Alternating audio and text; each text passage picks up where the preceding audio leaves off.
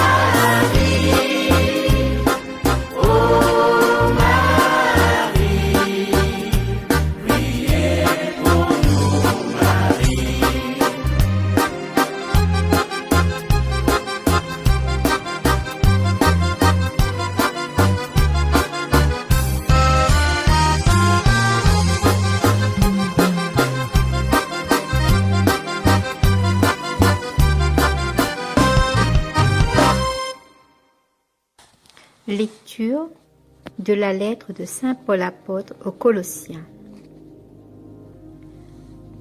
Chapitre 2, versets 6 et 15. Frères, menez votre vie dans le Christ Jésus, le Seigneur, tel que vous l'avez reçu. Soyez enracinés, édifiés en lui, restez fermes dans la foi, comme on vous l'a enseigné. Soyez débordants d'actions de grâce. Prenez garde à ceux qui veulent faire de vous leur proie par une philosophie vide et trompeuse, fondée sur la tradition des hommes, sur les forces qui régissent le monde, et non pas sur le Christ. Car en lui, dans son propre corps, habite toute la plénitude de la divinité. En lui, vous êtes pleinement comblés, car il domine toutes les puissances de l'univers. En lui, vous avez reçu une circoncision qui n'est pas celle que pratiquent les hommes, mais celle qui réalise l'entier dépouillement de votre corps de chair. Telle est la circoncision qui vient du Christ. Dans le baptême, vous avez été mis au tombeau avec lui et vous êtes ressuscités avec lui par la foi en la force de Dieu qui l'a ressuscité d'entre les morts. Vous étiez des morts parce que vous aviez commis des fautes et n'aviez pas reçu de circoncision dans votre chair. Mais Dieu vous a donné la vie avec le Christ. Il nous a pardonné toutes nos fautes. Il a effacé le billet de la dette qui nous accablait en raison des prescriptions légales pesant sur nous. Il l'a annulé en le clouant à la croix.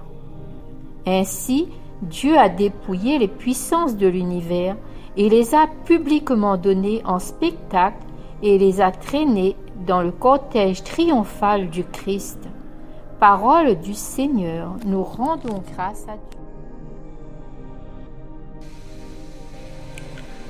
Commentaire de la lecture de la lettre de saint Paul apôtre aux Colossiens, chapitre 2, versets 6 à 15.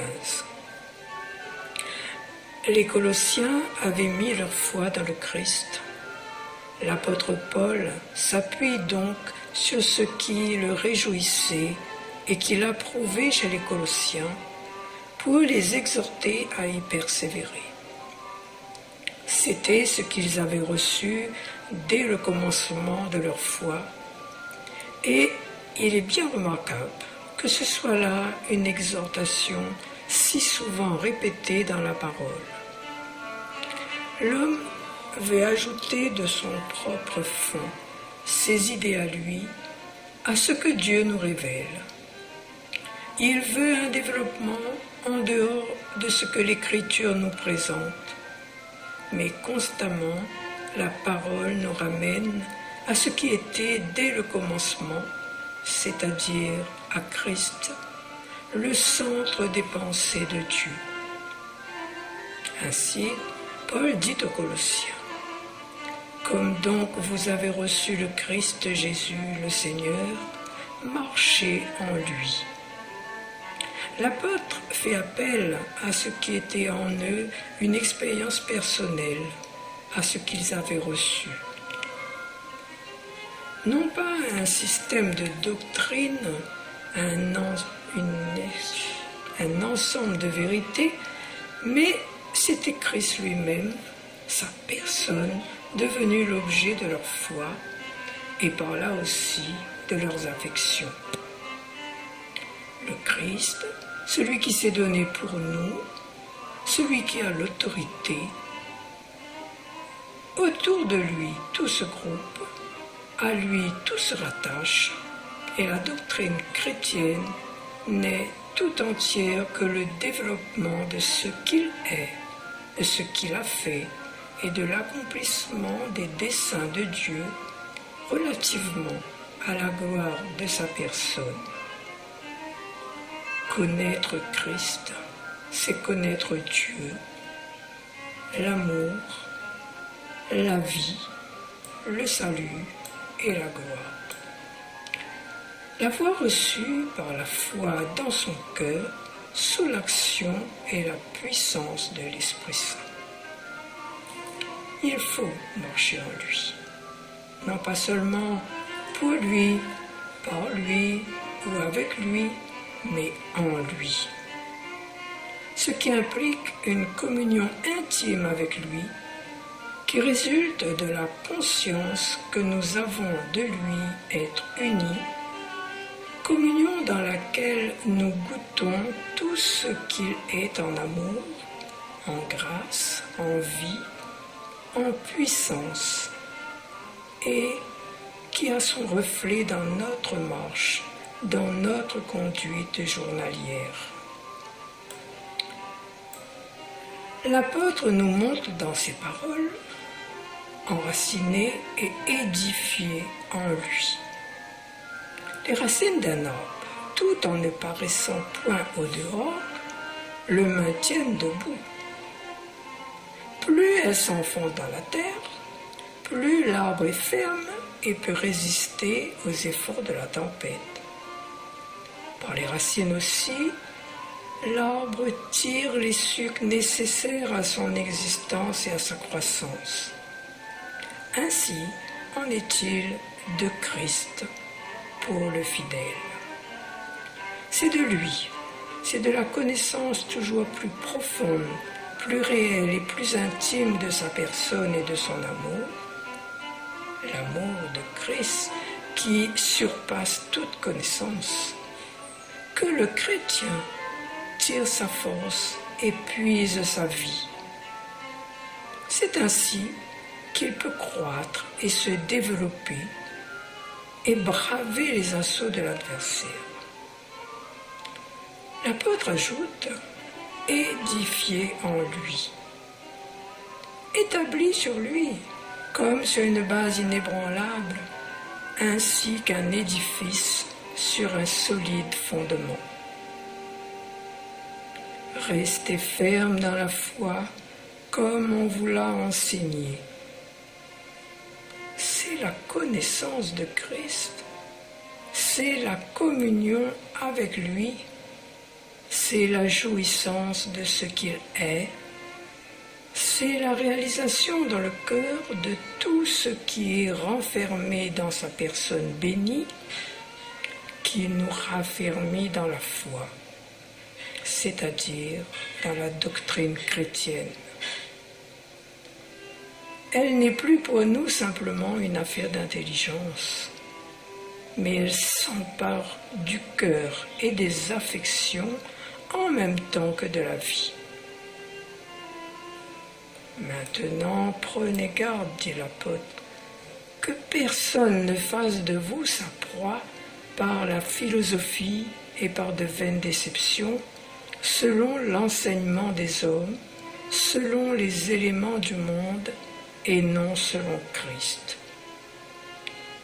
Ceux dont l'apôtre parle ici sont ces docteurs philosophes, raisonneurs et judaïsants qui mêlaient artificieusement leurs spéculations intellectuelles avec les cérémonies légales données autrefois de Dieu au peuple juif, mais ayant fini leur temps. Eux, ils s'appuyaient du fait que Dieu les avait donnés afin de s'accréditer eux-mêmes et de faire passer leurs propres idées qui toutes tendaient à rabaisser le Christ. Dieu vous a donné la vie avec le Christ. Il nous a pardonné toutes nos fautes. Voilà ce qu'il est dans sa personne. Et dans ce verset 10, nous voyons ce que nous sommes en lui, accompli, plein ou rempli. C'est-à-dire qu'en lui, nous avons tout devant Dieu. Rien ne nous manque. Notre position est parfaite. L'apôtre ajoute que le Christ est le chef de toute principauté, autorité, chef des puissances célestes, quel que soit leur rang. Il est au-dessus d'elles, non seulement comme Dieu qui les a créées, mais aussi comme homme glorifié. Il a été établi au-dessus de toutes. Il nous suffit pleinement, soit que nous le considérons comme nous donnant en lui-même une position parfaite devant Dieu, soit comme l'objet divin qui seul peut remplir nos cœurs. En lui, nous avons tout, car nous sommes au centre des délices divines. Versets 11 à 15, l'apôtre, dans ces versets, montre en détail que le croyant a en effet tout en Christ et n'a rien à chercher en dehors de lui dans les enseignements humains, les traditions et les observances d'un culte terrestre. Oui, frères, marchons avec le Christ.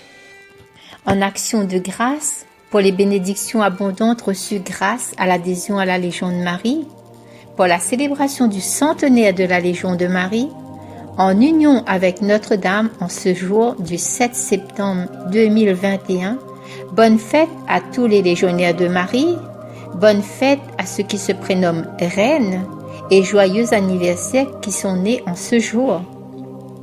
Nous allons prendre une petite prière pour la béatification de Franck Deuf. Dieu notre Père, vous avez accordé à votre serviteur Franck Deuf une pénétration profonde du mystère de votre Église, corps du Christ et de la place de Marie, mère de Jésus dans le plan de Dieu. Dans son immense désir de faire partager aux autres sa croyance et dans une filiale dépendance envers Marie, il forma la Légion afin qu'elle soit un signe de son amour maternel pour chacun et un moyen d'engager tous ses enfants dans l'évangélisation du monde. Nous vous remercions, Père, pour les grâces que vous lui avez accordées, pour les avantages acquis à l'Église par sa foi courageuse et rayonnante.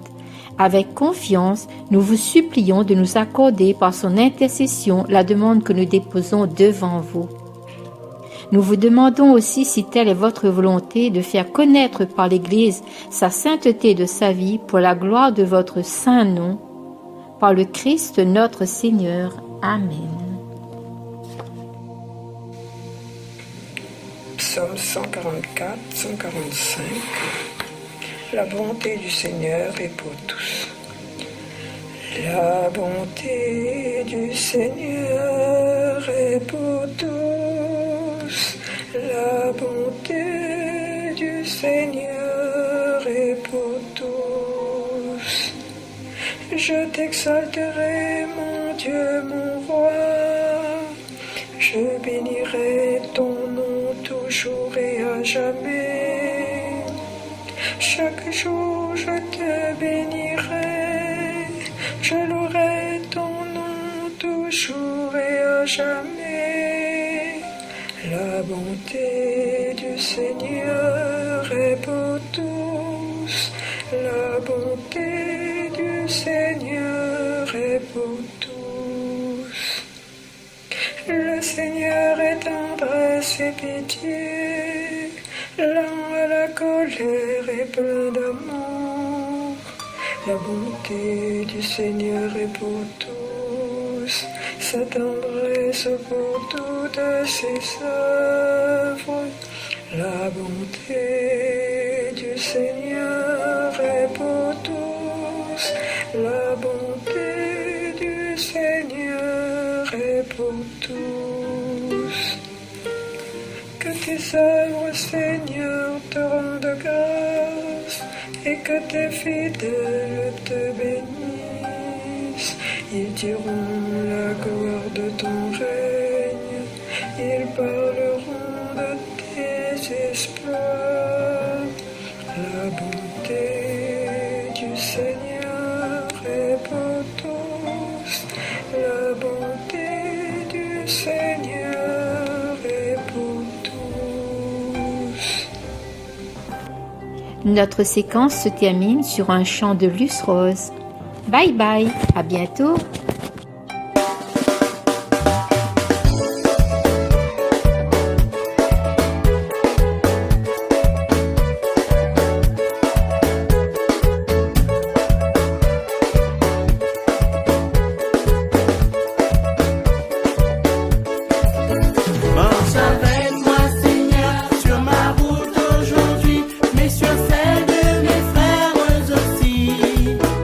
J'ai éclairé, Seigneur,